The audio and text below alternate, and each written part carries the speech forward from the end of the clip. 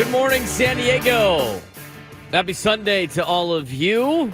Excited to be on the air with y'all on a cloudy Sunday morning here in America's finest city. Thanks again for making your morning part of, or my morning part of your morning. Joining us today on the Braden Surprenant Show, live and local every Sunday from 8 to 10 on San Diego's number one sports station, 97.3 The Fan. Looking forward to a day off tomorrow. I don't know how many people have the day off tomorrow. I have the day off tomorrow. So will a lot of our local talk shows here at 97.3 The Fan. All of our talk shows will be off tomorrow. So you'll have to wait and table your Padres and Aztecs content until Tuesday, which makes this show even more important. A lot of stuff we got to break down on today's show. Some things that happened over the weekend that our talk shows haven't gotten to yet. One of them in particular, of course, is the fact that Eric Kutsenda met with the media yesterday. Finally got to hear from the new head man of the San Diego Padres, at least in an interim level. And we got a lot to break down with what he said. We're going to play some of the comments that he made, to the media. Didn't say much. Didn't expect him to say much. Him and Eric Grupner met with the local members of the San Diego media out in Peoria. Talk about, future finances. Talk about potential contracts and not beating around the bush. A lot of things we don't talk about contracts, which is fair. I mean, he said all the right things for his first major press conference as the head man of the San Diego Padres. Again, in an interim role. And Dennis Lynn had a report on what the Padres' plan is. More importantly, the Seidler family when it comes to the direction of the San Diego Padres. And I just want to say, I told you guys this about a couple of weeks ago about what the Padres' plan is and why you need to hold. So we're going to dive into that in just a little bit. We're also going to talk about, as Brandon mentioned in the chat, I wasn't able to talk about this, but Annie Elston did, the Bogaerts news in which the Padres are going to move him to second base, and Ha-Seong Kim is going to be the new everyday shortstop for the San Diego Padres. As Brandon alludes to here in the YouTube chat, which you can watch us on YouTube if you want. The hot Bogaerts news came right as you were ending Friday. The same thing that always happens to Ben and Woods. 100%. It seems like it happens to every show. They like to put out news right at the conclusion of a show. Whether it be the morning show with Ben Woods, whether it be the midday show with Andy and Elston, or whether it be the afternoon show with Gwen and Chris, and you have to wait until the morning time to be able to react to it. We are going to dive into that as well.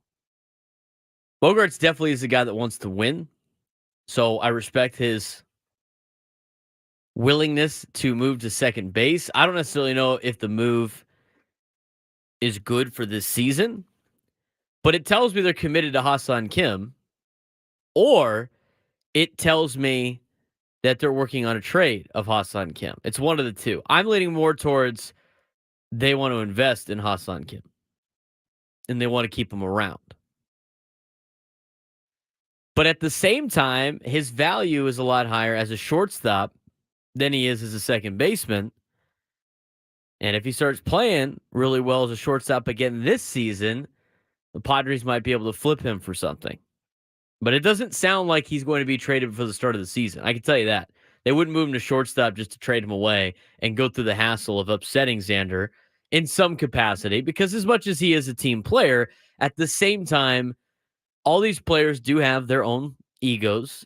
And when you move from arguably one of the most important positions in baseball to a position that really devalues you, I don't care who you are, you're not going to really like that decision. It's the same thing with any type of job that you might have at work. The top job might be the position you currently hold, and they want to move somebody else into that position. They still want to keep you around. You're still making the same amount of money, but it doesn't come with the same status of the position. Not that there's any more perks of playing shortstop than second base in Major League Baseball, and you're making $25 million a year. But at the same time, I think most people in their job or line of work would probably have the same reaction. Probably wouldn't be too thrilled about it. It'd be like if you moved the morning show to a different time slot. It's like, hey, you know what? Ben and Woods, you guys have done a great job. We're going to move you to 2 a.m. They wouldn't like that. Even if they brought in some national, show that was just going to be local. It's the difference between, being a team player and still, thinking about yourself as well. There's some to that. And I think all of us would be in that position like Xander. So he was a little bit upset with the media, not too much. He didn't have a fit about it. He didn't say, I'm against this. But I do find that dynamic very interesting, especially at the end of the season. If, in fact, they let Ha-Seong Kim walk, you going to move Xander Bogaerts back to shortstop? Like, hey, sorry. Couldn't re-sign Kim. You might go back to play shortstop? I don't think they're going to move Fernando back there. But it's still an interesting conversation nonetheless. I think, at this point, if you were going to move Xander anyway, what's the difference between him playing second and him playing first base? What's the difference if you're going to move him? He's already said second base is one step closer to first, which is one step closer to the bench. If he's willing to move, isn't the Padres roster better with Xander Bogaerts at first and Jake Cronenworth at second base? I don't know. You tell me. I think it's probably better like that. I think you could justify $25 million a year at first base than you do at second, especially with Xander's pop and his ability to hit. We'll dive into that at 8:30. We do have the sound from Ha-Seong Kim and Xander Bogaerts and Mike Schultz talking about the situation. Xander was like, look, we came to this very quickly. It didn't seem like he was expecting to get reps at second base that early on in the offseason. He was a little miffed at the fact that I wish they told me earlier. I would have been practicing it in Aruba. But nonetheless, he is now most likely going to play second base. I guess you could move Jackson Merrill to shortstop if Kim leaves. It's a good thought process as well. Had a busy day yesterday on the mic. Spent 3 games on the mic at the University of San Diego. Women's basketball, softball, into men's basketball.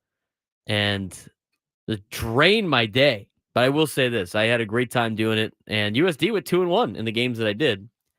Men's basketball couldn't get the job done. That Santa Clara basketball team's pretty good. They're a pretty good basketball team. And USD youth showed a lot at that spot. So they dropped to 6-7 after the loss last night to Santa Clara. Big shout out to USD's baseball team and Brock Ungrich, who we had on the show on Friday when I filled in for Ben and Woods. They've knocked off Texas last night. 6-5 in extra innings. They were down 3-1, put up 2 more runs, tied it at 3, went into extras, hit a 2-run bomb to go up 5-3, relinquished the lead in the bottom of the 10th inning to make it 5-5, and a double steal by USD in the top of the 11th inning, scored Jack Costello from third base to take a 6-5 lead, and then Costello making a great play in the outfield and doubling up a Texas Longhorn at first base, ended the game, and USD improved to 1-1 on the season in baseball. We got baseball going on right now. We got 2 teams in action this weekend here at home. San Diego State's at home. They hosted Portland the last couple of days. They'll host Portland again today. UCSD off to a 2-0 start.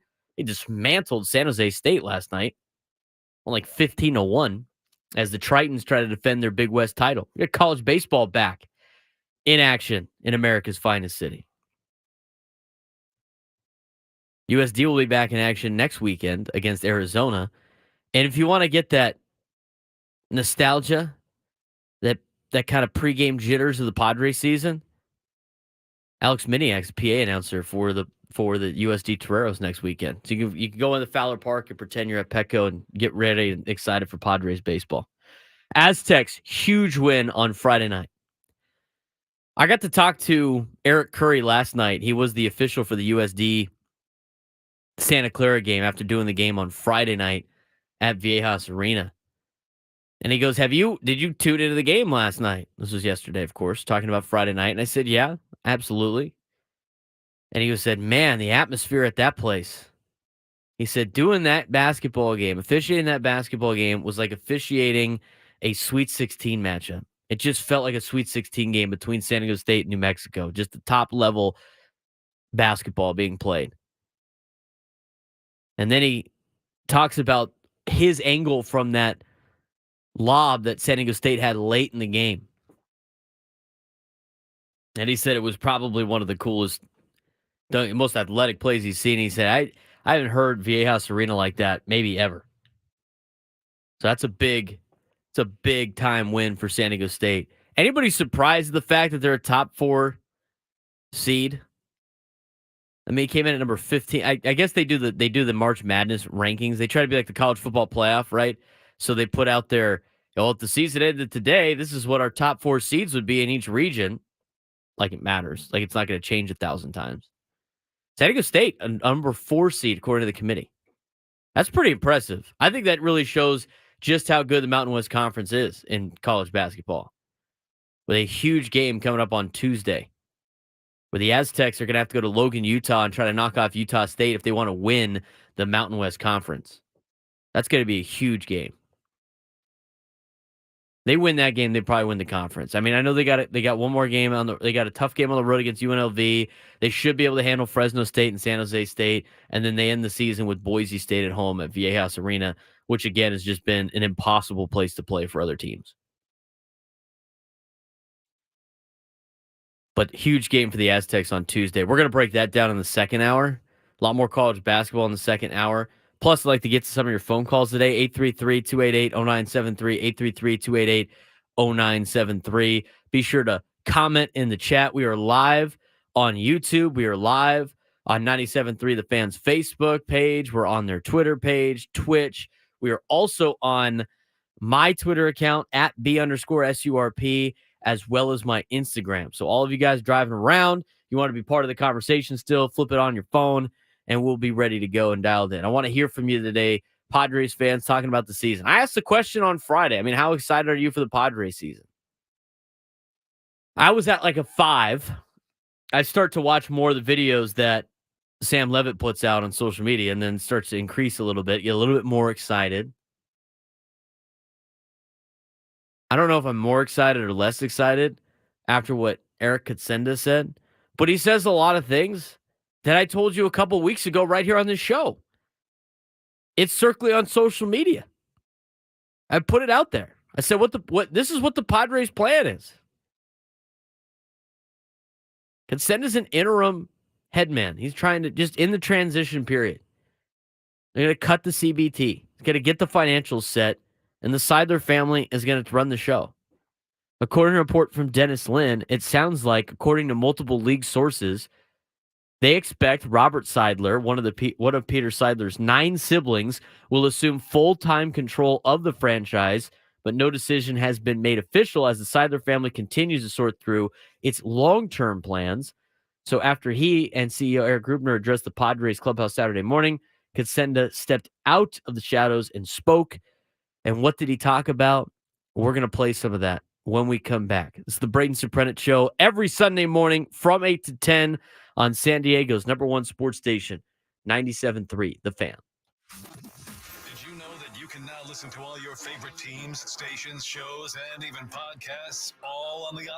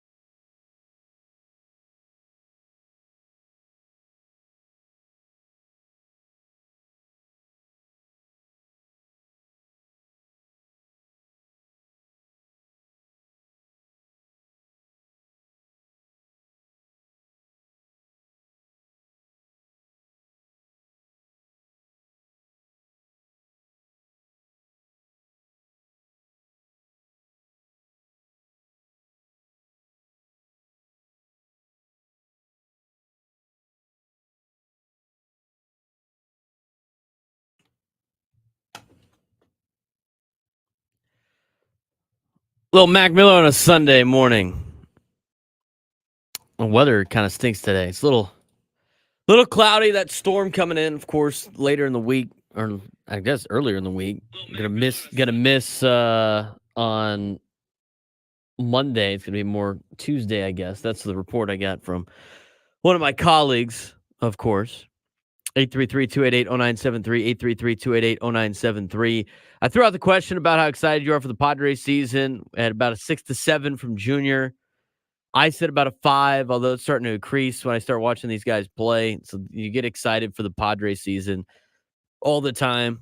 That's 7 out of 10 from Alex Myers. That's some other people commenting in there. If you want to comment and see your comments on YouTube, feel free to tune in on YouTube. We'll be playing some Eric Kutsenda sound in just a little bit. We are live on all social media platforms, with the exception of TikTok. That's a challenge to get on there.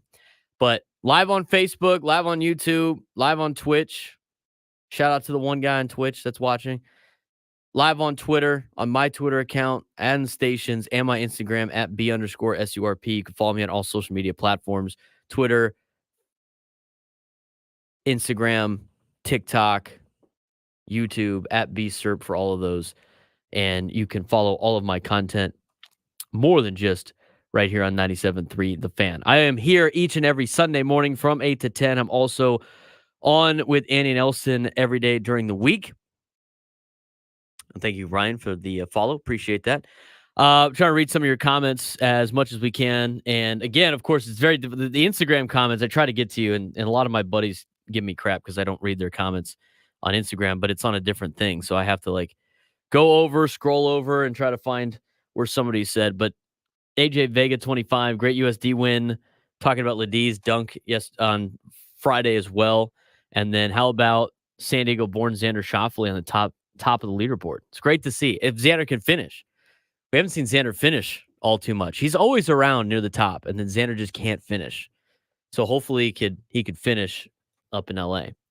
All of you racing fans out there, Daytona got postponed. I know there's a ton of you out there. So you won't be able to watch Daytona today. You're going to have to watch the Daytona 500 on Monday as they got a nasty storm in Daytona. I feel like that race always gets delayed by rain. But it is what it is. Let's get to what Eric Kutsenda had to say about the San Diego Padres. And most notably, of course, we have one of our first comments. And it was asked about why this year's payroll is $100 million less than last season. Again, this is Eric Kutsenda's first time really working with the media. Haven't really seen it before. He is the kind of lead figure of the Padres from an ownership standpoint, but an interim role. And I talked about what Dennis Lin reported in his latest article about how he's just, again, a temporary chairman for the Seidler family. And according to multiple league sources, they expect Robert Seidler to take over as the full-time control of the franchise later on. We don't know when that's going to be, maybe 1-2 years, but at this point, it's Eric Kutsenda.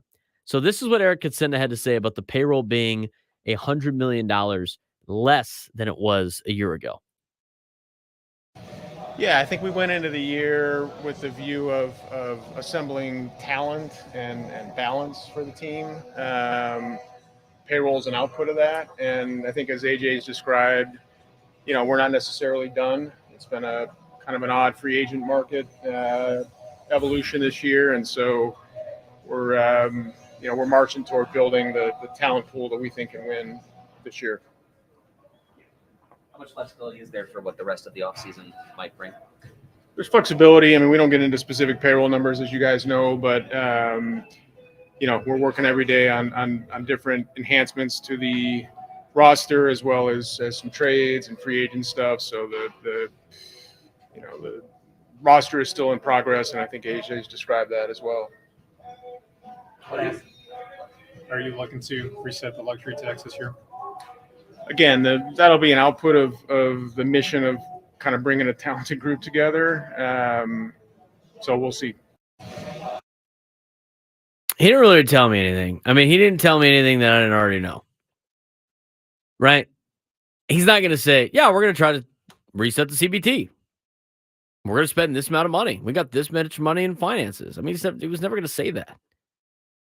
was a good first answer. I mean, it's not like anything that's going to get you excited. I mean, he wasn't like Peter in a sense that Peter would talk like that in a sense of like he wasn't going to give out any secrets, but he would also tease a lot of things that the Padres were currently working on and why the Padres fans should be excited. I mean, he kind of knew how to play on that a little bit more, but he's not going to give up any secrets of what they're doing. I mean, it's to me, and goes back to what I said a couple weeks ago, what the plan is, and Dennis Lin is kind of confirming what I was told. But it sounds like Kutsenda's going to get their finances in check, and then the Seidler family's going to take back over. It's going to be business as usual.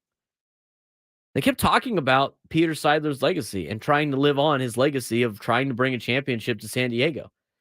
So I will say this, because I think a lot of Padres fans, and this could be true. I mean, if you looked at the way last year played out with how much money they spent, right, you could start connecting the dots, of Peter Seidler's health, what the money was like for the team, why they were signing certain guys, trying to win a World Series before Peter Seidler passed away. I think that is true. I think there could be truth to that. I also think they're going to continue to spend money because Peter and his family want to win. And to continue his legacy would be to spend money and to continue to bring top echelon players to San Diego and build a complete roster, which is something AJ Preller hasn't really done in his time as a general manager. But the more I talk to people within the organization, the more I listen around, it's not, I'm going to say right now, Padres, it's not going back to 2010 or before that. They're not going back to being a bottom third payroll spender. They're just not going to, they're not doing that. And I know that's a big fear of a lot of Padres fans. I thought Annie had a great phrase on this where it's like Padres fans were eating hamburger steak for so long, and then Peter Seidler gave them a steak that they don't want to go back to the hamburger steak. They're not getting the hamburger steak back. It's not happening. They're going to continue to live on Peter Seidler's legacy. They just might need to try to figure out a way to reset the tax in order to do so in the future. Which, if you're going to do it, and I've mentioned this before, I don't want to do the whole spiel again. This is the year to do it with the lack of free agent class outside of the top two guys in Shohei Ohtani and Yamamoto. And there's still a lot of free agents available. I mean, they're working on this. Is not the complete roster yet. They can't roll in to the 2024 season with their current roster. And if they do, I'm not going to be excited for the season. I tell you that. And I think a lot of people that have put their excitement out of 10, their level out of 10 in the chat, I think it starts to decline a little bit if this is their everyday starting roster. We're going to skip the one on Eric Rubner talking about the TV contract. That wasn't really a lot of information out there either. They're working on it. A lot of it has to go through Major League Baseball. So there's some things that are the Padres' hands are tied on those sort of things, but they're doing everything in their power to make sure everything's lined up, ready to go. They already have their streaming thing worked out. It's going to be free for spring training on the Padres TV on top of MLB TV. So that's going to be taken care of for spring training. And it sounds like there's going to be something in the works a lot closer to the start of the regular season when it comes to cable and satellite deals. The next thing that Eric Kutsenda talked about, and I think it's a valid question. It didn't take very long to answer this question, but he's talking about with a short-term and long-term plans for the Padres for as much as that he could get out there without, giving away his secrets. Here's Eric Kutsenda yesterday. Yeah, in terms of ownership, there's no expectation of a change. I think we stated that early on. Peter described a long time ago he expected the team to be in the Seidler family for generations. That is certainly our expectation. Do you expect to have any other family members actively stepping up in different roles in the organization? Yeah, I think that's still a work in progress. I mean, we're focused on spring training and the Korea series and Fan Fest and all sorts of Peter's celebration of life, of course. in the background. We're working on long-term plans there, but nothing to comment on today. Really nothing to comment on in general with that. But they're working on their short-term and long-term plans, and I would rather have them take some time to make sure everything's in line for the family to continue to own this team, because the family's done such a great job in giving back to San Diego. I wouldn't want to see this team not be in the Seidler family name. And so they're going to try to do everything in their possibilities to put this together. And I know Peter Seidler planned a lot of things out. He was a smart man. Smart man that ran his own business, that made his own money without having the San Diego Padres. They're going to be set up for success. And Eric Kutsenda, in the meantime, has to run the show because the show goes on. Major League Baseball is not going to wait for the Seidler family to figure out what they're doing. And Eric Kutsenda is stepping up. Again, I think a lot of it has to do with balancing the books and getting back on track and not having to pay enormous amounts of money in fines and not having to sacrifice draft picks and not having to sacrifice compensation picks when you lose free agents, not have to, miss out on international draft money. I mean, to continually go year in and year out above the luxury tax, in all honesty, it would be foolish. It would be foolish. Because not even the big teams continue to do that. I mean, teams like the Dodgers and the Yankees, through the teams that spend a lot of money, the Phillies. Those are organizations that don't want to be over the luxury tax for multiple years in a row because the penalty just keeps increasing and increasing and increasing and increasing. It's not that big of a deal to be above the CBT, the competitive balance tax, but it is a big deal to do it year in and year out, every single year, because it just starts racking up the price. Why spend enormous amounts of money for other teams when you can keep it for yourself? And why spending? And I think that's why you didn't get the huge offseason this year. And that's why I think they're going to reset it, because all of a sudden the penalties reset. If they can stay under it this year, they could potentially go back over it next year. Not saying they want to do that. I'm just saying they could potentially do that. Very interesting to see what the Padres do here in the next couple of years. They did ask him about what the Padres could do payroll-wise. I mean, he's not going to say too much about that, but this is what Eric Kutsenda had to say about kind of some wiggle room and what they have to work with. Again, we take it year by year, and this year's, still a work in process, I would say.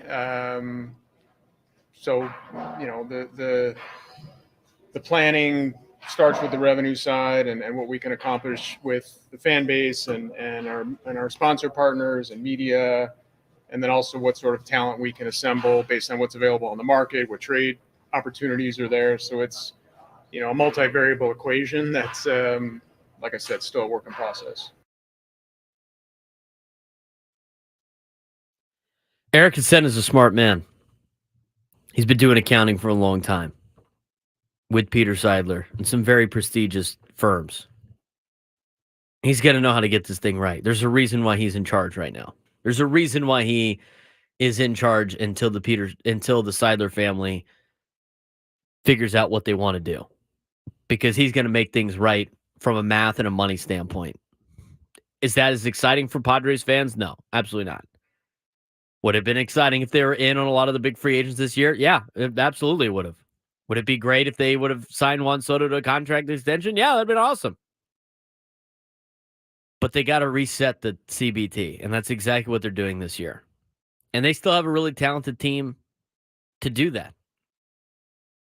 To be able to win while resetting the CBT. They still got some money to spend. They obviously need to get more outfield help. Doesn't sound like Fernando's going to be playing center field. We talked about that on Friday.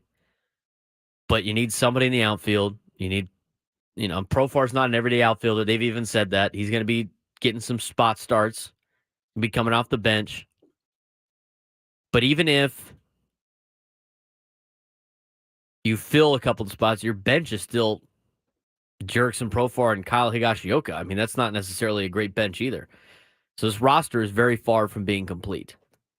We got a couple more Eric Kutsenda things I want to throw out there when we come back. I also want to dive into the Xander Bogaerts, Ha-Seong Kim switcheroo at second and short and kind of pick what exactly the organization is going. What direction are they going with this? Is this to up the value of Ha-Seong Kim for a potential trade? If it is, it ain't happening before the season starts. I can tell you that. Or do they think Ha-Seong Kim is the future shortstop of the San Diego Padres and they plan on keeping him? They're just making the switch now. I'm going to answer that question. We're going to hear from Xander Bogaerts. We're going to hear a couple more clips from Eric Kutsenda.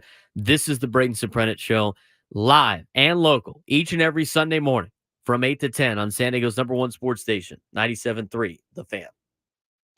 Ben and Woods on the Fan. I want to hear him read this romantic song from a guy we know very well, Barry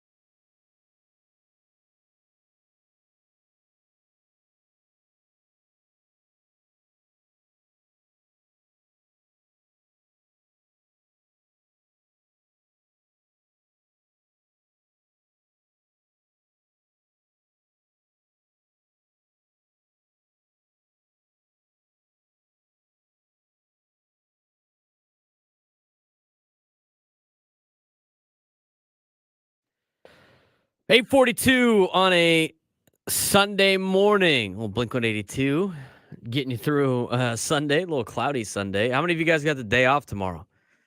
Got a nice little day off tomorrow. No talk shows tomorrow on The Fan. Will be resumed in action on Tuesday, as we will have Ben and Woods back.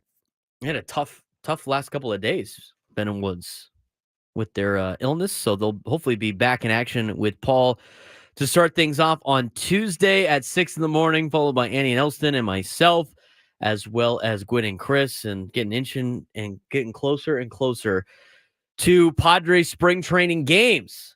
Check the box of pitchers and catchers reporting. Check the box of the whole team reporting. Check the box of full team workouts.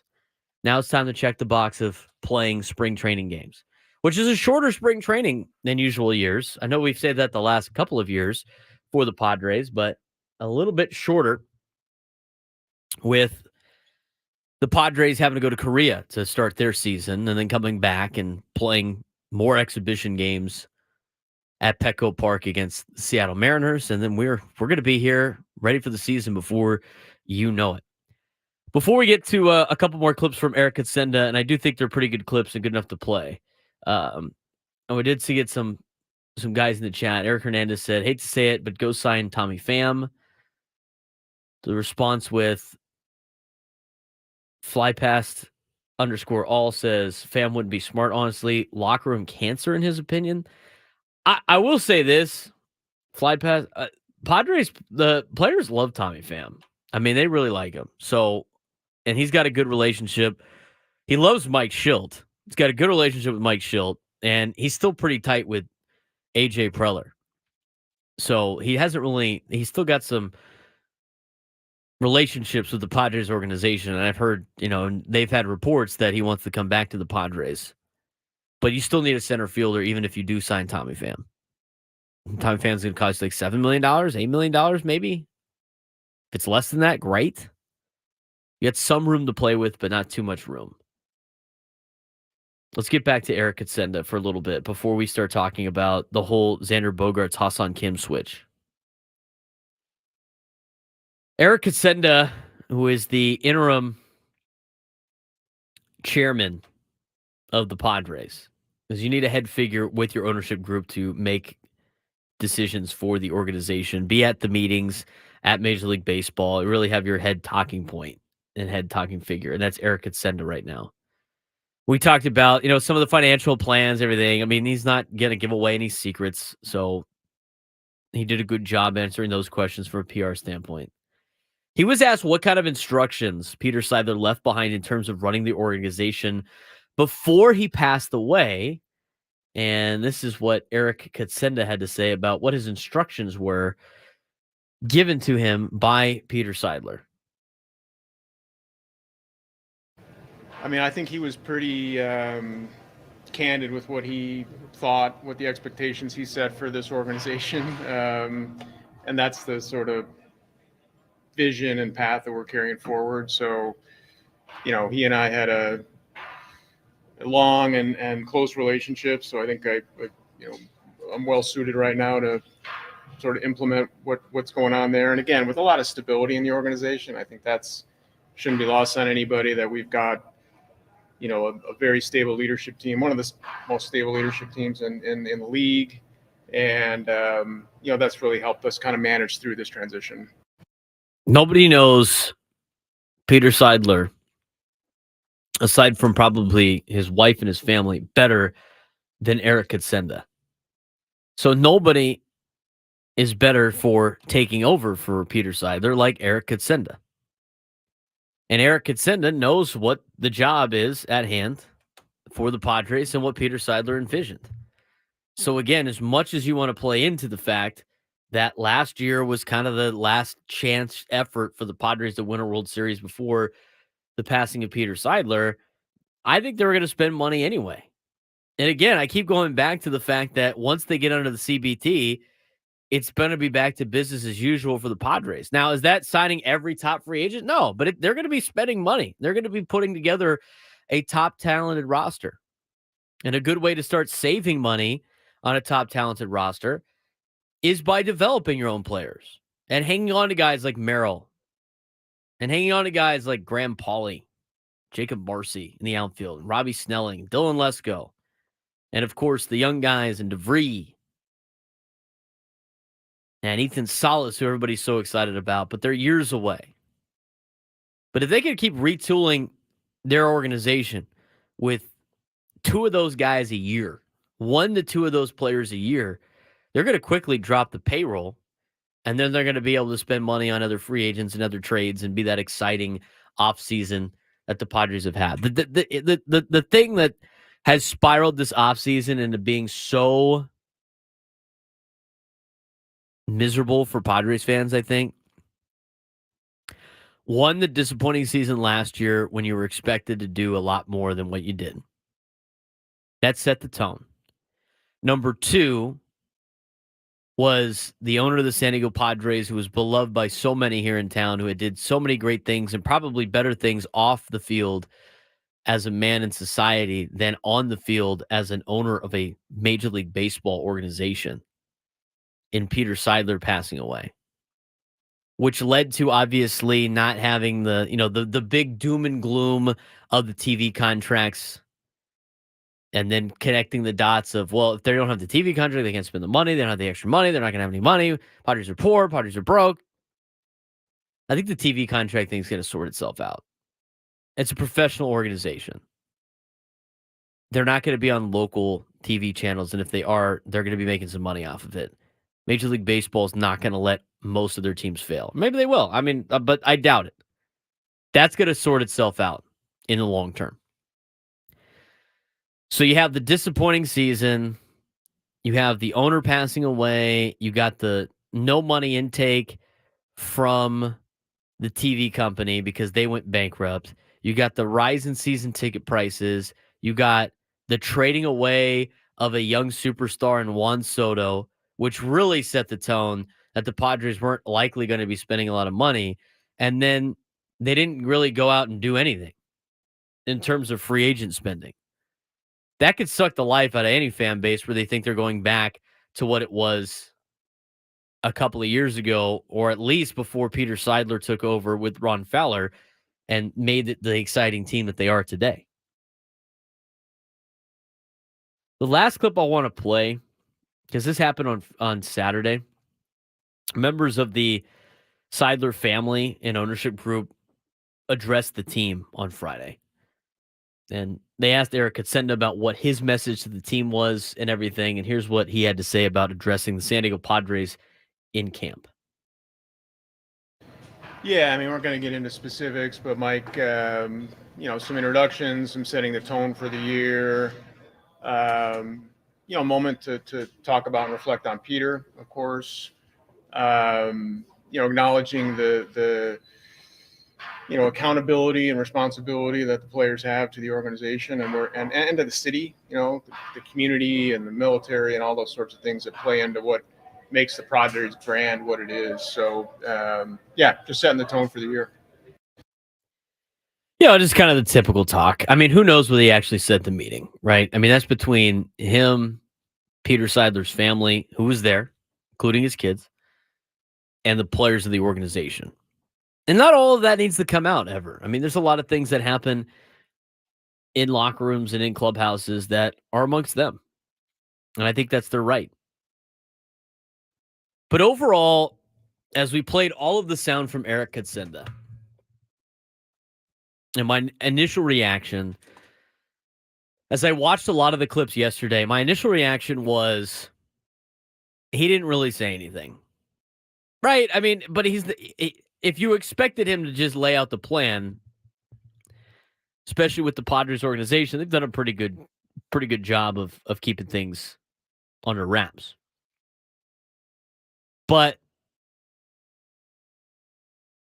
based on what he said, he didn't really tell you anything that you didn't already know. And at the same time, I feel calmer about the future of the Padres because I think it's starting to play into what I was told and what I told you guys a couple of weeks ago on the show. He is there to get the money figured out. and get them under the CBT and get the books right and get the organization humming. So it's not in shambles before the Seidler family officially takes back over. And again, he's not the owner of the team.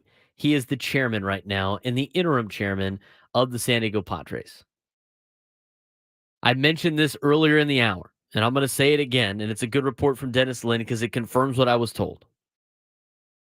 Multiple league sources have said they expect Robert Seidler, one of Peter Seidler's 9 siblings, will assume full-time control of the franchise, but no decision is made official as the Seidler family continues to sort through its long-term plans.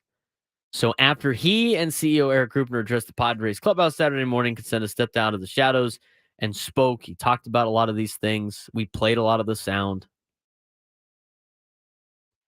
I know the joke on him is Eric cut spenda, but you know what? The Padres need to cut some spending to get under the CBT, and I think that's going to clear things up for the Seidler family to be able to spend and go back to business as usual and really live out Peter Seidler's vision. I think I really believe the Padres are going to do that. I really believe that organization is going to do that, and I really believe that together they're going to be able to get the job done for Peter Seidler. I'm not convinced it's going to happen in 2024. But I don't think 2024 is a wasted season. Are they a 4th place team on paper right now? I think it's hard to deny that. Especially with the addition of Soler in San Francisco. And if they get Matt Chapman, I would say on paper the Padres are a 4th place team. That doesn't mean they can't compete. They still got Fernando Tatis Jr. They still got Xander Bogaerts. They still got Manny Machado. They're moving Ha-Seong Kim to shortstop. Jake Cronenworth could have a bounce-back year. Luis Camposano could step up in a major way as a young catcher. They still got Yu Darvish and Joe Musgrove. Michael King looks pretty good already. The bullpen looks lights out. So there are a lot of good things about this Padres team. Maybe the young guys come up and step up. Maybe they come out and step up. Maybe they are ready for Major League Baseball. We're about to see in spring training. We're going to see how athletic Jackson Merrill is. See if he's a center fielder or not.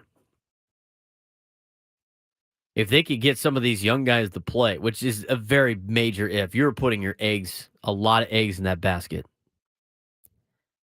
They might be a lot better. I still think they're a year away from doing what the Diamondbacks did last year. I think their young guys are a year away from being able to do that. But the Padres have a lot more veteran stars than the Diamondbacks had a year ago. Diamondbacks relied on a lot of their younger players with some good, solid major leaguers. Padres don't necessarily have the young guys ready yet, but they do have some superstars still. The thing about baseball is it's a weird sport and anything can happen. And if the Padres jump out to a hot start, they can roll that throughout the season. We've seen A.J. Preller make major moves at the deadline. I still think he's working on stuff. He's continuing to put together a major international signing budget. Who knows what he's working on with that? It's a lot to break down with this Padres team. We're going to take a deeper dive at their roster, most notably at shortstop and second base.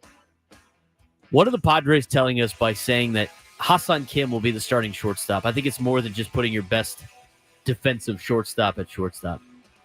I'm going to tell you what I mean when we come back. Braden Surprenant Show, live and local for another hour. San Diego's #1 sports station, 97.3 The Fan. Hey, it's Ben and Woods, and we will get you through this Padres offseason together. How will they fill the holes on their roster?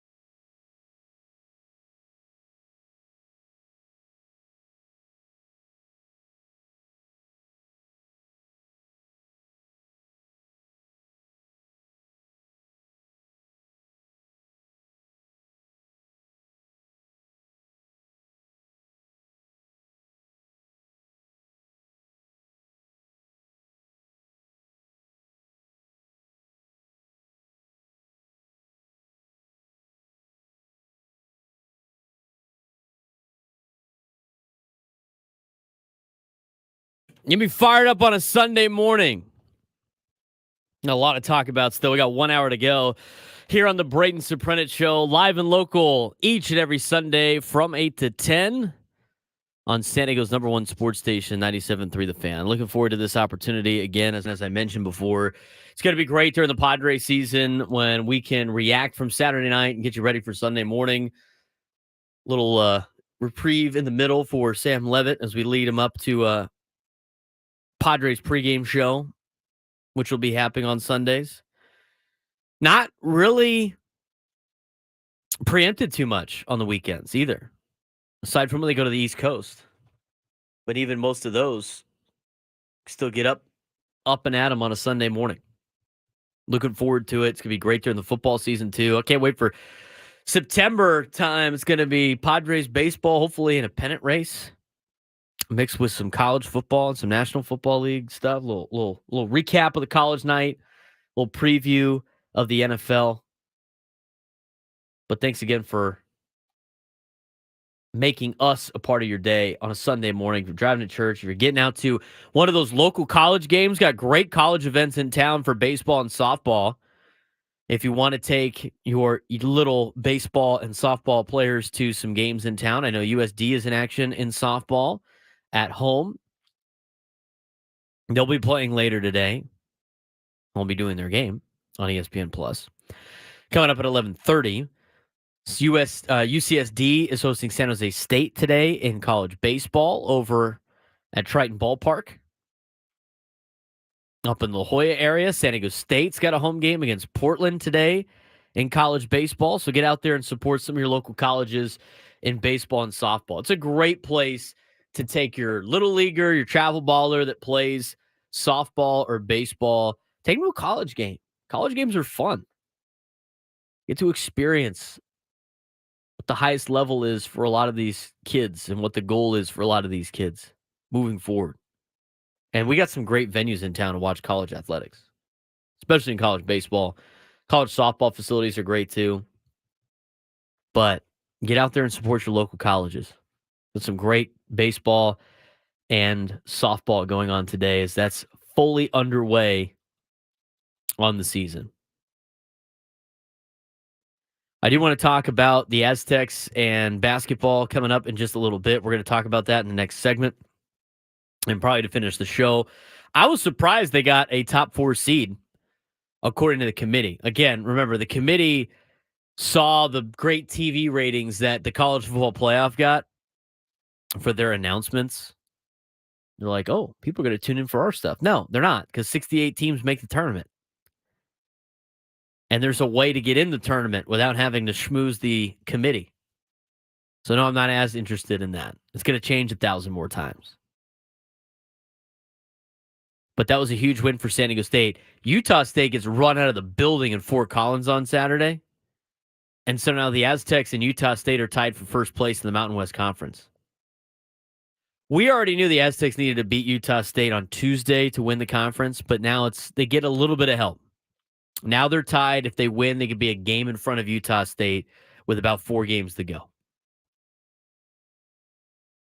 be great for San Diego State to win that conference outright in the regular season. I mean, the tournament's cool too, but they win the conference outright in the regular season, win 1 game in the tournament in the Mountain West tournament. They probably got a 4 seed. And they could probably they probably don't have to win too many games in the tournament and get their legs sore and get all beat up playing in a conference tournament. I want to get back to Padres Spring Training news. This came down on Friday after I was off the air as I was filling in for Bennett Woods. And it sparked a little bit of a conversation in the chat. I'm trying to catch up on it on YouTube. Again, all of our shows now are on YouTube. You can also catch us on Twitter and Facebook or X, whatever it's called. I'm also live on my Twitter account and Instagram page. You can follow me on all social media platforms on YouTube, TikTok, Twitter, Instagram at @B_SURP for all content. I post a lot of different clips of the show on my own social media platforms, as well as my podcast and everything else to mix in. Get some nice little TikToks from the show as well. So follow me on all social media platforms at B_SURP. If you like the show, give us a like on YouTube right now. Go ahead, smash the like button. Throw in some comments on there. It's great for getting the show out there in the algorithm, as well as I'm on Spotify. I'm on Apple Podcasts. Wherever you get your podcasts, you can follow and like and rate the Braden Surprenant Show. All of this gets archived and podcasted on the different apps where you get your podcasts, so you can listen to this as podcast form. Really appreciate it if you give us a follow on that. Again, on Spotify and on Apple Podcasts, wherever you get your podcasts, be sure to search Braden Surprenant Show. You'll see my branding logo, and go ahead and give us a follow on that. Let's talk about this Xander Bogaerts Ha-Seong Kim situation. I found it very interesting that they decided to go in the direction that they're going in by putting Ha-Seong Kim at shortstop. Now, before I break any of this down, before we talk about this at all, I do want to say, out of all the players on the San Diego Padres, the best defensive shortstop is Ha-Seong Kim. That's a fact. It's really my opinion, but at the same time, statistically, it's a fact. Ha-Seong Kim is the best shortstop on the team. On a team full of shortstops. A.J. Preller built his team like a college baseball team, went and recruited a bunch of shortstops. Xander's a shortstop. Manny's a shortstop. Ha-Seong Kim's a shortstop. Fernando's a shortstop. Jake Cronenworth's a shortstop. They got shortstops everywhere. Everybody's a shortstop. And out of all those shortstops, Ha-Seong Kim is, in fact, the best shortstop. But to me, the last 2 years, the Padres signed a shortstop to a record-setting contract, whether it be a contract extension or signing Xander Bogaerts to a giant deal. They have only lasted 1 year playing shortstop before they were moved to a different position. That's an interesting look. I don't know how many guys want to do that. I don't know if that sets a good precedent throughout Major League Baseball. But Xander Bogaerts is a pro. This is what Xander Bogaerts' reaction was on Friday to finding out he is now the second baseman of the San Diego Padres. What are your feelings on your switch? I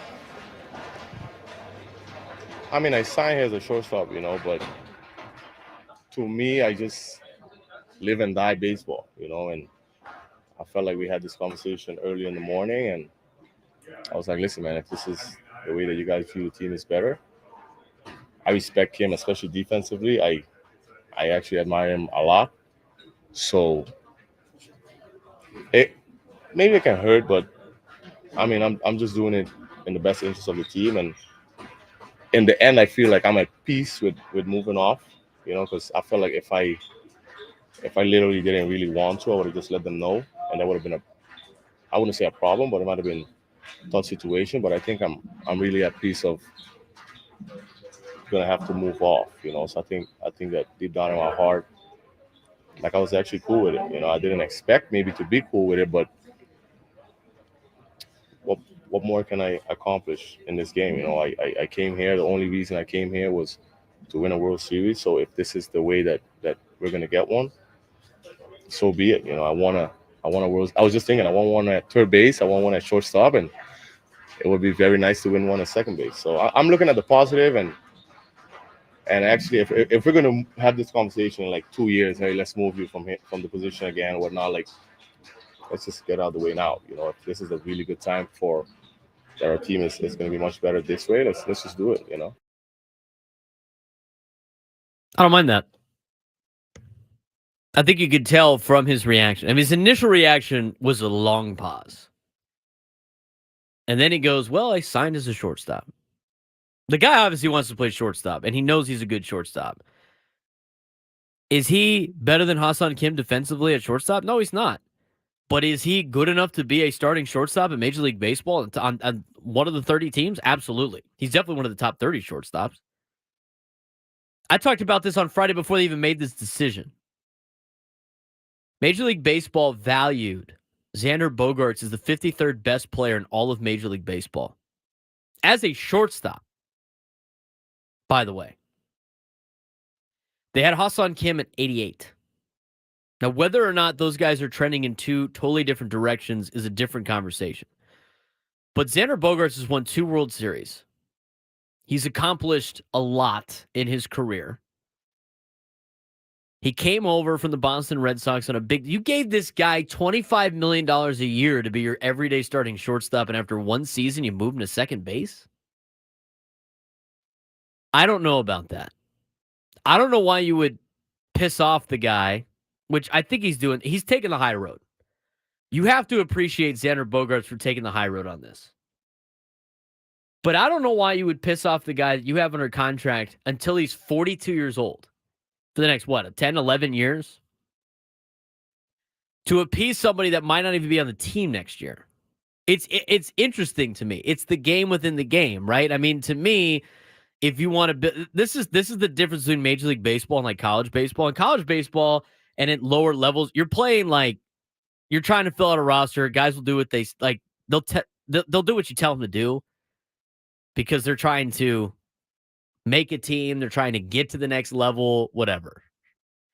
You get to the major leagues, these guys have major league contracts getting $25 million a year. It's not necessarily an open just move. They know they got leverage in this situation to a certain extent.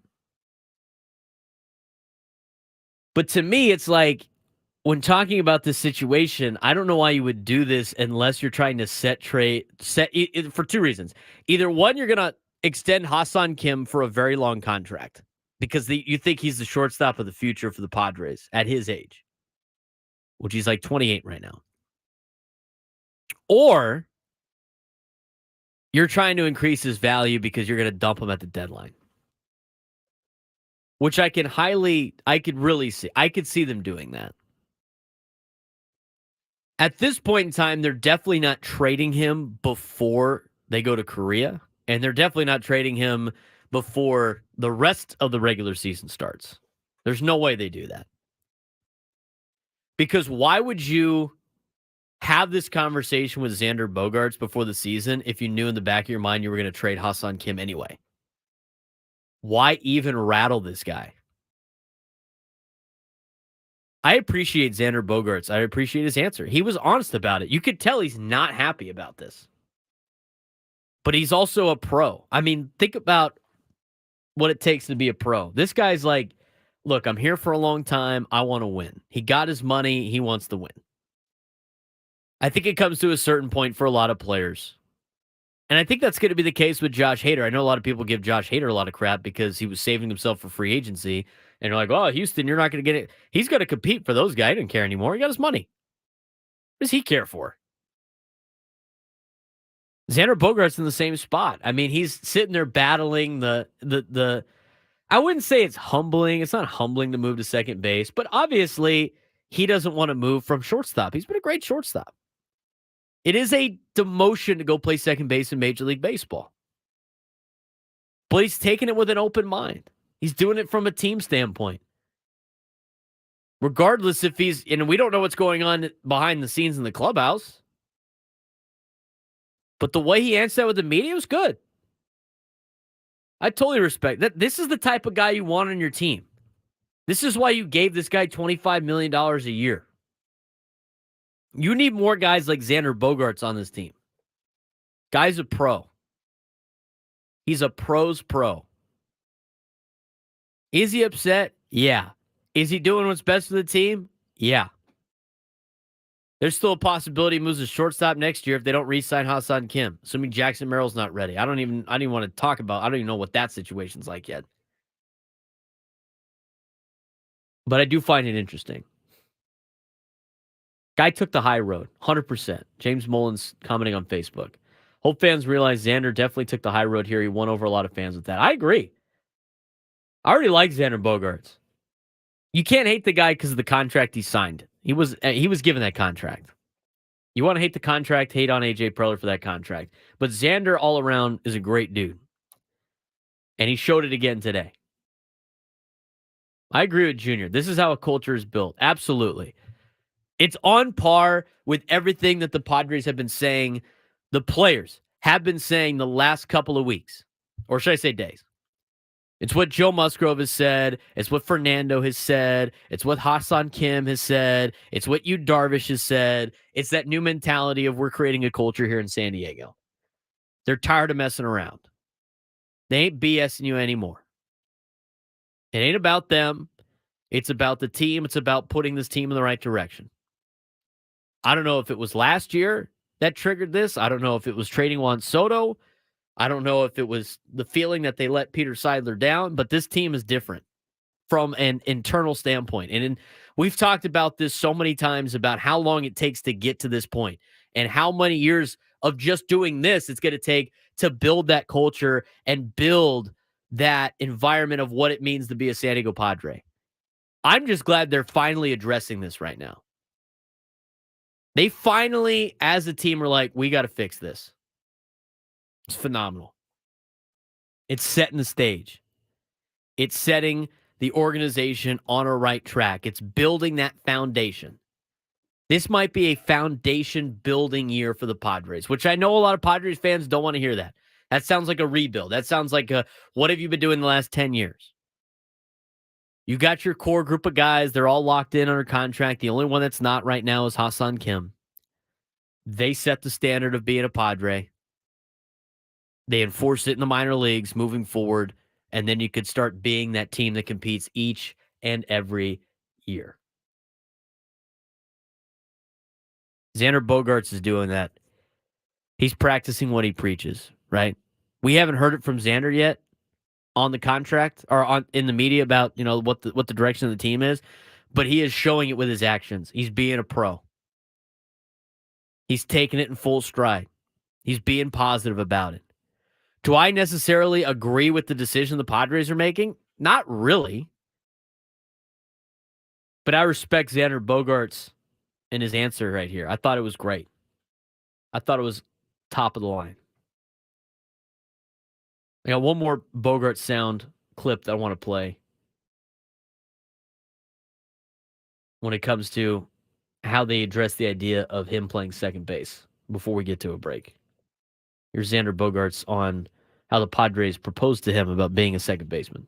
You kind of knew that at some point they would be talking to you about it. Was Mike in Aruba the first time that someone did talk to you about it? No. Okay. And so what has the process been like for you in terms of how do we get to today? Yeah, we got to today fast. I'll tell you that. They just approached about it, and it's not like I was like, hey, take ground balls at second, be prepared for any of that.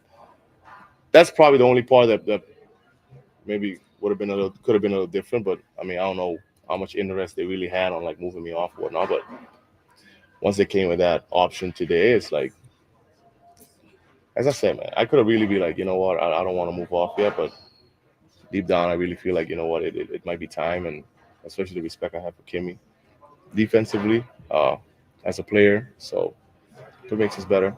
I mean, I'm in. Work out there today? That was just a little show and go. This is a little bouncing around.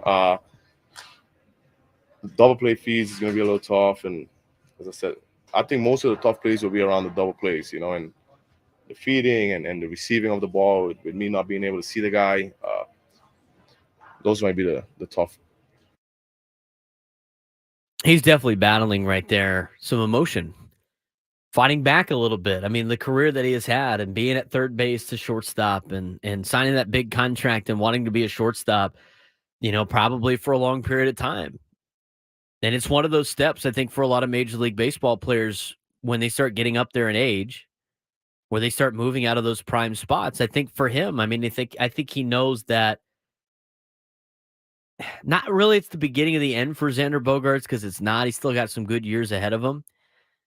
But that's a triggering spot. He's not the young player anymore.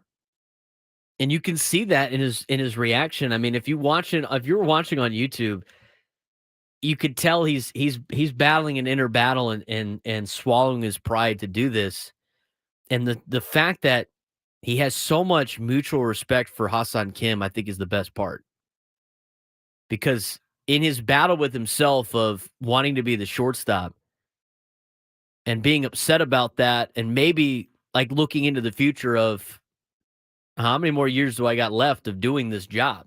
even though he's got a lot of years left, this is kind of one of those moments as a professional. You're sitting there going like, I can't, it's not going to be forever. And I think he's understanding that as he's answering these questions. So he's fighting that while also like wanting to be excited for Ha-Seong Kim. I mean, you could tell he really likes Ha-Seong Kim. He appreciates his game. I mean, the team camaraderie there is great to see. So you're not going to have any headbutting on this. You're not going to have Xander sitting there pouting about not being shortstop and maybe complaining in the dugout if Ha-Seong Kim messes up and he's like, well, I would have made that play. I don't think you're going to get any of that out of Xander Bogaerts. The guy's a pro.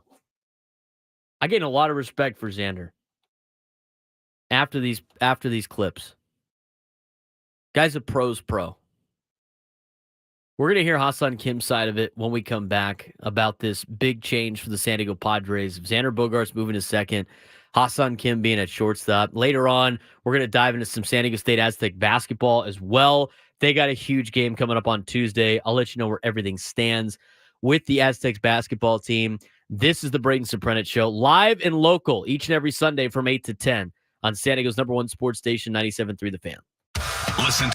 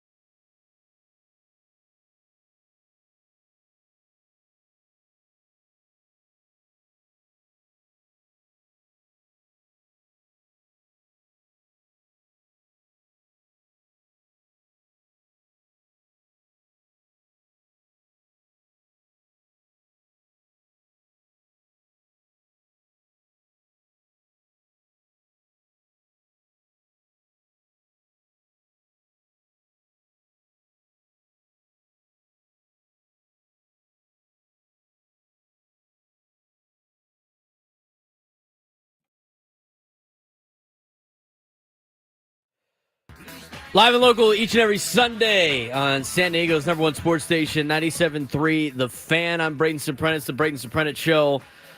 8 to 10 every Sunday morning. We're back on track. Super Bowl is done, which means I can get into my usual time slot. Got preempted a couple of times with football, but we will not have any issues during the year for baseball. I might be taking Easter off, but aside from that, and maybe a couple other things, as of right now, each and every Sunday with you guys. Live on YouTube, live on Twitter, live on Instagram, live on Twitch. For all you Twitch fans out there, I know we got one guy on Twitch. Who's the Twitch guy? Throw it in the comments. I want to see who the Twitch guy is. We got one on Twitch.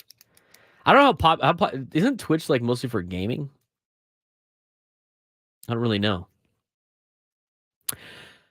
Follow me on social media at @B_SURP. I'm on Twitter, Instagram, TikTok.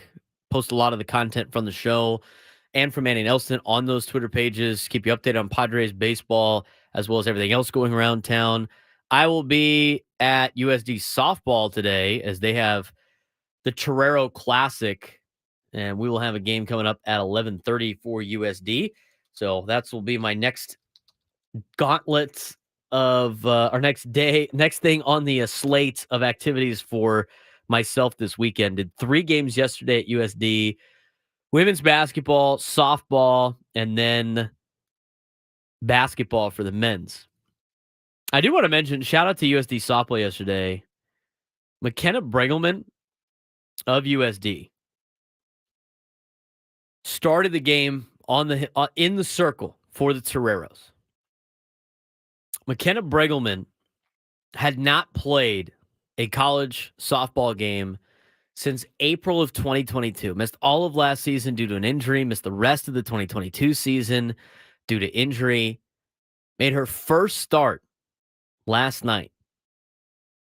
Got San Diego their first win of the season in softball. They won 4-0. She went a complete game shutout and had a no-hitter through 6. She was 3 outs away from no-hitting Southern Utah yesterday. An unbelievable performance by McKenna Bregelman. USD swept the doubleheader yesterday as part of the Torero Classic. They beat Southern Utah 4-0, beat Eastern Illinois 3-2. They got Colorado State today coming up at 11:30 on ESPN+. Pretty remarkable story. I was hoping for it. I didn't curse it either. I want to say I did not say no-hitter at all during the broadcast. She gave up a double off the wall that I honestly thought was going out, but she's able to get a complete game shutout. McKenna Bregelman is from Tacoma, Washington, Eric Hernandez. But yes, outstanding job by her last night. I do want to continue this Padres conversation with moving Ha-Seong Kim to shortstop full-time. We heard Xander Bogaerts' side of the story. Here is what Ha-Seong Kim had to say about permanently moving to shortstop for the Padres. 일단 생각하지도 못했는데 듣게 돼서 약간의 더 큰 책임감이 좀 생기는 것 같고 어쨌든 잘 준비해야 될 것 같아요. I didn't really expect it at all. That news coming from Mr. Schill yesterday, but I think it's a really big motivation for me to play my original position at shortstop, and I think I'll need to work harder to put in a better performance than I did in the previous seasons. So Ha-Seong Kim is obviously fired up to play shortstop again, working through his translator. I do want to mention I do want to play the other clip of Ha-Seong Kim when talking about what it's like with being able to play or playing shortstop and what it means, for Xander Bogaerts and his relationship with Xander Bogaerts. Here's Ha-Seong Kim talking about what his interaction with Xander was after being announced as a new starting shortstop. 일단 제가 이제 보가치였으면은 이런 팀을 위한 이런 선택을 할 수 있었을까라는 좀 생각을 하게끔 만들고 정말 대단하고 좀 리스펙하게 되는 것 같아요. Yeah, I think Xander was very nice about it, and he was very well open to the idea of moving to second base. I'm really grateful for that as well. And I think to myself, if I was in Xander's shoes, would I have made this same choice? So I have really high praise for him. I have a lot of respect for him making that decision as well. So I think I just need to put in a good performance at shortstop now. I like the team camaraderie right now with the Padres. I do like it. Very, very selfless group with these guys. And I'm going to be honest, I think not only did Xander Bogaerts win over a lot of fan members right now, but I also think a lot of his teammates will really respect Xander Bogaerts' decision to accept moving to second base. Again, I'm not necessarily sure that's the correct decision, at least at this time in Xander's career with the Padres. I think maybe in a couple of years it would have been on the table, but they kept talking about it. And as Xander said, if it was going to be a conversation they were going to have later on in his time with the San Diego Padres, you might as well get it over with now. Be interesting to see the Xander Bogaerts Ha-Seong Kim double play combo. And you still have a good shortstop every day with Xander Bogaerts if anything happens to Kim, or if you want to give him a spot start. You got a lot of weapons, especially defensively with this team, that could play a lot of different positions. Big respect level for Xander Bogaerts and how he handled this entire situation. Still showing that he was upset, not giving you this fake answer that he wasn't, but also doing it in a way that earns the respect of a lot of... Not that he needed to earn San Diego's respect, because I think the guy's a pro, but that's a reason why you give this guy $25 million and you bring him into the organization. It's for reactions like that. It's for how he conducts himself in the clubhouse. You need more guys like Xander Bogaerts. And Ha-Seong Kim gave him the praise. Very genuine answer out of Xander, as noted by Eric Hernandez in the chat. Everybody's saying the right thing right now in camp. And you love to see it for the Padres. Absolutely love to see it. And so hopefully that will turn into a good year for San Diego. I mentioned on Friday, I know my excitement level is still at kind of a 5. We got to see how this plays out. But the best thing about the Padres this year is they got a newfound chip on their shoulder, and they're hungry, and they want it. And they got young guys that want it. They got young position players that are trying to make a major league club and want to make a name for themselves. In Jackson Merrill and Graham Pauley and Jacob Marcy. They got young arms that want to make this team. In a Robin Snelling and a Dylan Lesko. On top of the young arms that came over from the Yankees that want to make a name for themselves, that have a chip on their shoulder. Guys like Vasquez that want to be a starter. Guys like Johnny Brito that want to get an opportunity. Guys like Drew Thorpe that want to make it to the major leagues. Michael King wants to show people that he's an ace. These guys have some grit right now, and I love to see it. They got that fire in their belly. They want to go out there and kick some ass this year.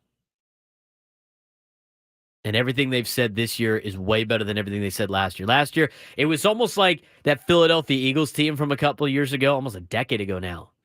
They had like that dream team mentality. They flopped.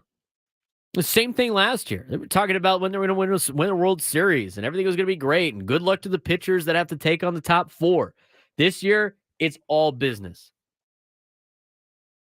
Love to see that out of the Padres. And it's going to have to be all business if they want to compete with some of the competition they got in the West. They know it's difficult. They know it's not a gimme. Not only do they have to worry about the Dodgers, they got to worry about the Giants and the Diamondbacks. Diamondbacks won the World Series last year. Giants are adding to their roster. I like the mentality of this Padres club. I like that fire Mike Schilt brings right now.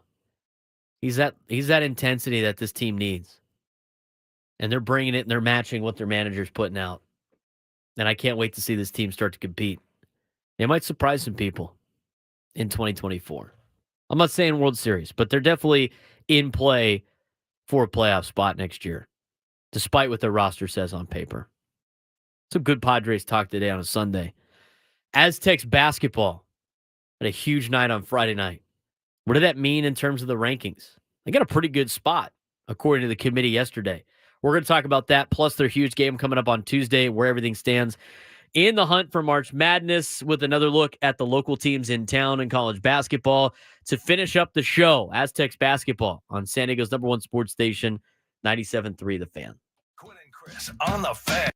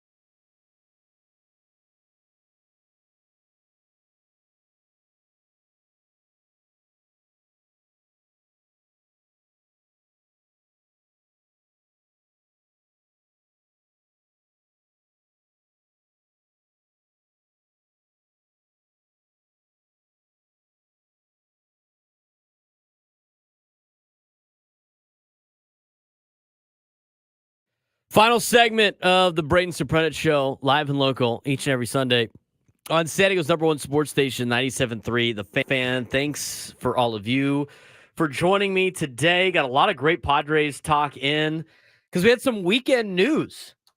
And usually with the weekend news, you can't talk about it until Monday, till the week starts for the talk shows. But now we got a weekend show. It's the Braden Surprenant Show each and every Sunday morning from 8 to 10. So if you're driving to church, if you're going to your family functions on Sunday, going to a ball game, any of the college games in town, you got youth travel ball, baseball, softball, whatever it may be, you don't have to listen to another breakdown of Super Bowl Sunday on national radio. You can listen to local Padres talk and local Padres news and Aztecs news as you see fit with the new Braden Surprenant Show each and every Sunday from 8 to 10.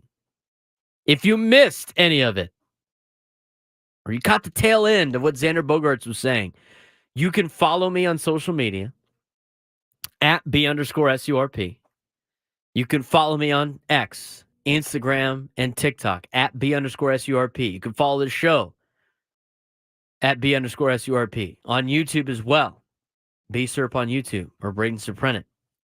On top of the fact that everything's archived on the YouTube live stream on 97.3 The Fan. Go back and watch full episodes. I was on Friday, talked a lot about the Padres on Friday when I filled in for Ben and Woods. All of that is on 97.3 The Fan's YouTube page. All of you podcast lovers out there, this is also a podcast. You can listen to any part of the show on the Odyssey app, but also where you get your podcasts. Like and subscribe right now to the Braden Surprenant Show. Spotify, Apple Podcasts. Get updates when we start. Have it populate on your phone so you never miss anything on the Braden Surprenant Show on the weekends. Some good content for your week. Get you ready on a Monday. We don't have shows tomorrow on 97.3 The Fan. So if you just missed some of the show here in the last segment, subscribe to us on Spotify, Apple Podcasts, wherever you get your podcasts. The Braden Surprenant Show. It's got my new branding on there as well. You can look back and archive any of this and any of the shows on there. I've already posted the first hour. It's up. It's ready to go. You can also check it out on the rewind function of the Odyssey app. And again, everywhere you get your podcasts and on YouTube. Thanks again for everybody in the YouTube chat. I know there's a lot of you in there. I'm trying to stay up with a lot of your comments as much as possible. Thanks again for everybody tuning in on my Instagram feed as well. We are live on Instagram. And a lot of great reaction from all of you Padres fans. Great show today. Great content. Good conversation. You can still join the show old-fashioned. 833-288-0973. 833-288-0973. I want to mention the Aztec basketball game on Friday night. That was a great game. I was able to watch it on Friday night. I actually didn't have anything to do on Friday night work-wise. No USD obligations. No coaching obligations at Cathedral. No playing softball obligations. I was able to hang out, relax, hang out with some of my friends, watch the Aztec game. And it was a great game. I mean, you missed the first half because NASCAR was on, unless you flipped over to Fox Sports 2. But aside from that, it was pretty good. And last night, as I was doing the USD men's basketball game against Santa Clara, Eric Curry, who is the official for San Diego State's game against New Mexico, was the official for the USD game. And I got to talk to him a little bit. Before the game, he came over, he introduced himself. Hey, I'm Eric. I'm like looking at him like, yeah, I know who you are. Didn't say that, of course. And he's like, did you catch the game last night? Referring to the Aztec game. I said, yeah, watched it on TV. I'm like, what is he going to talk about how great of an officiating job he did? No, he talked about how impressive the game was between two really good basketball teams. Said it was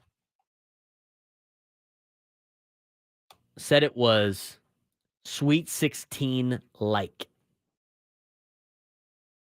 between the two teams at Viejas Arena. He went on to say, when Jade Ledee had that lob dunk at the end of the game, one of the loudest he's ever heard Viejas Arena. And he's done a lot of games at Viejas Arena. But San Diego State really put it on a different level on Friday night. Against New Mexico, they got the revenge. They made House look terrible, which he's a whiner and a complainer. The show really rattled his cage on Friday night as well.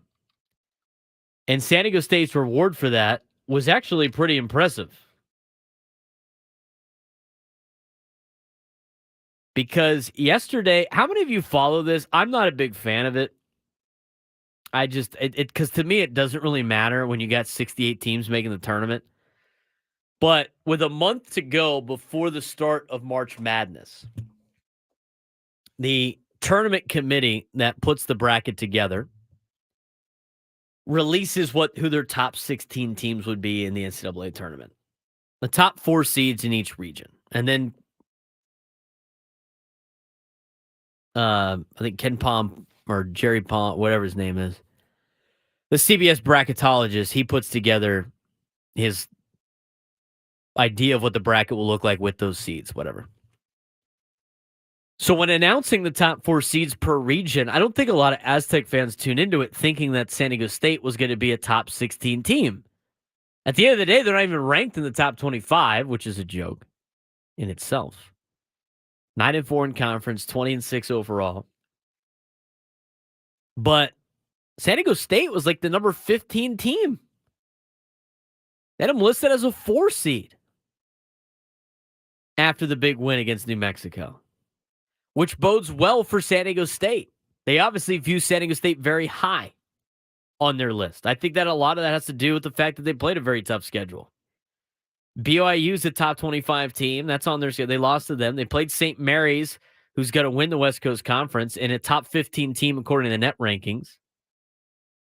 They went on to play Irvine, who's probably going to win the Big West. They won at Gonzaga, which didn't look very good a couple of weeks ago, but after they beat Kentucky, all of a sudden it's a nice win for San Diego State. And you start looking at the Mountain West Conference, all the quad 1 wins. San Diego State's in a great spot right now.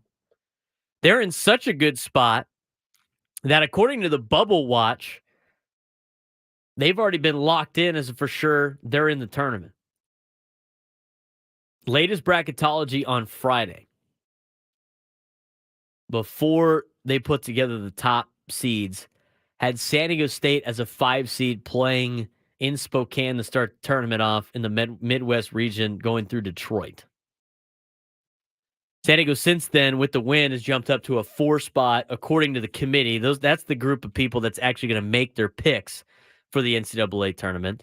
And they weren't even the worst one. I mean, the reaction from East Coast teams was, or East Coast analysts was like, oh, I can't believe San Diego State's in there. Dayton should be number 4. Aztecs are worthy of a top 4 seed per region. Utah State helped them out on Saturday night by getting rolled and run out of the building in Fort Collins against Colorado State. So now they're tied atop the leaderboard with Utah State for the top spot in the Mountain West Conference. If San Diego wins on Tuesday, more likely than not, they win the Mountain West Conference. It's not clinched because they still got 4 games left after that, including 2 road trips. And that trip now to Thomas and Mack looks a little bit more difficult than it did a couple of weeks ago as UNLV is near the top of the standings, although they did lose to Nevada last night. But a big game coming up on Tuesday, 6 o'clock on CBS Sports Network, where San Diego State will take on Utah State in a tough environment to play in Logan, Utah, to try to win the Mountain West Conference. And you got to win the regular season. Winning the regular season really goes a long way. And based on where the committee had San Diego State ranked, if you're Nevada and New Mexico and Utah State and Colorado State and Boise State, you got to be thinking you're in a great spot right now, because the committee obviously respects the hell out of the Mountain West Conference. Couple of things to watch for in that game. They're going to need somebody to step up that's not named Jaden Ledee. Jaden Ledee had another good night against New Mexico. We talked about it with Bryce Miller. If you start looking at his stats and taking a detailed look, Jaden Ledee at home is great. He gets a lot of free throw opportunities. Jaden Ledee on the road doesn't get foul calls. His numbers are way down. Looking at the box score from Friday night, you got to get other players to step up. You got to get guys like Lamont Butler to go double digits. He had 13 on Friday. You got to get some other help from your players throughout, like a guy like Jay Powell. Jay Powell only had 6 points. He's going to have to get double digits on the road. It's going to be all hands on deck for San Diego State in Logan, Utah, if they want to win the conference. You can't have Darian Trammell and Micah Parrish not score double digits. You got to have them contribute because Jaden Ledee is not going to get the foul calls on the road like he does at home. That's just a fact of college basketball in general, especially in hostile environments that the Mountain West Conference plays in. And it's tough to play in Logan, Utah. They ran him out of the building here at Viejas, but they've done that to everybody at Viejas. San Diego State looking for a good road win in conference play. Their 4 losses in conference are all on the road against the top teams in the Mountain West Conference. They lost to Boise State on the road. They lost to Colorado State on the road. They lost to New Mexico on the road. They lost to Nevada on the road. That's everybody in the top 5 in conference play, not named Utah State. This would be their chance to finally get a top win in Mountain West Conference play on the road. Something that a lot of these teams haven't done. Championship game Tuesday for San Diego State. Should be a fun one. That'll do it for me. That was a quick 2 hours. You missed any of it, it's on the podcast, on Spotify, and on the Odyssey app, Apple Podcasts. Check us out on YouTube. Hit the like, hit the subscribe, and thanks again for tuning in to the Braden Surprenant Show, live on a Sunday from 8 to 10 each and every Sunday morning, live and local on San Diego's #1 sports station, 97.3 The Fan.